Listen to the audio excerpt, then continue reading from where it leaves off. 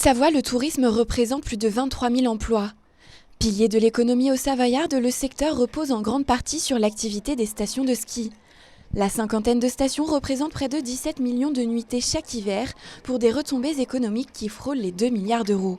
Un secteur central aidé par la politique touristique du département. Ce plan tourisme du département, nous l'avons mis en place il y a 5 ans. Nous en faisons le bilan. Le bilan spécialement à destination des stations de ski, ce sont 30 millions d'euros qui ont été investis ces 5 dernières années. Notre aide, c'est d'abord une aide économique au territoire. La Haute-Savoie, c'est l'économie touristique et c'est l'objet de la politique du département. Exemple de cette politique de soutien, la station des Carreaux a bénéficié de plusieurs aides pour des investissements majeurs cet hiver.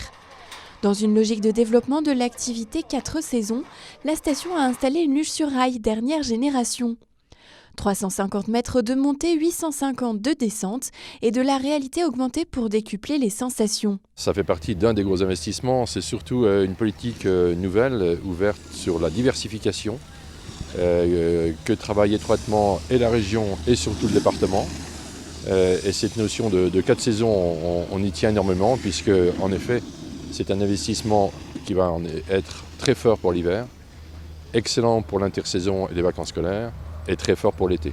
Les stations de moyenne altitude doivent aussi répondre aux enjeux liés au manque d'enneigement. Au Carreau, le système d'enneigeurs a été renforcé et modernisé.